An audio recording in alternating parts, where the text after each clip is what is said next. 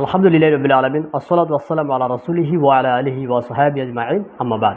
ইসলামের যতগুলো সুন্দর দিক রয়েছে তার মধ্যে একটি সুন্দর দিক হচ্ছে নিজেকে সুন্দর তৈরি করা, নিজেকে আদাব ও শিষ্টাচার ব্যক্তিত্ব গঠন করা। অর্থাৎ আপনার মধ্যে শিষ্টাচার থাকবে, আপনার মধ্যে ব্যক্তিত্ব থাকবে, এই বিষয়টি আমাদেরকে গুরুত্ব দেওয়ার প্রয়োজন। এবং এই মর্মে রাসূলুল্লাহ সাল্লাল্লাহু আলাইহি ওয়াসাল্লামের একটি হাদিস আমরা উল্লেখ করতে পারি, যে হাদিসটি উল্লেখ করা যে আবু দাউদের মধ্যে 4776 নম্বর হাদিস।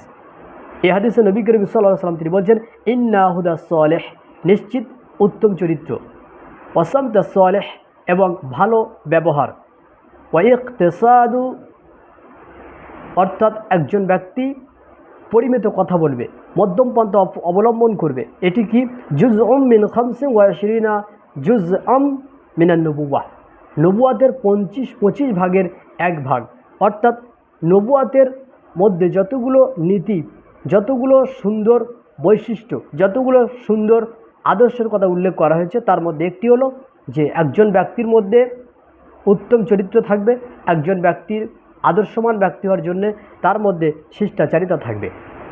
শিষ্টাচারিতা গ্রহণ করা, আজকের আমাদের সমাজে অনেক আমরা ব্যক্তিকে দেখি যারা নিজেদেরকে দিনদারি বা আল্লাহ ভীরু বলে দাবি করে, কিন্তু তার মধ্যে আদর্শ, শিষ্টাচারিতা, আদাব বলে কোনো জিনিস নেই। অথচ রাসূল সাল্লাল্লাহু আলাইহি ওয়াসাল্লাম তিনি বলছেন এটি আমাদের গ্রহণ করা অত্যন্ত গুরুত্বপূর্ণ বিষয়, কারণ এটি নবুয়াতের 25 ভাগের এক ভাগ। মানে এটা কত উত্তম বাক্য।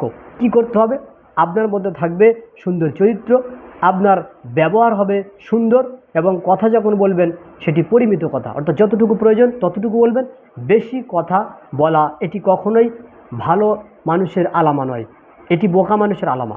যতটুকু প্রয়োজন ততটুকু কথা বলতে হবে এবং মধ্যম পন্থা অবলম্বন করতে হবে। এটি হচ্ছে একজন সুন্দর আদাব শিষ্টাচারওয়ালা ব্যক্তির বৈশিষ্ট্য।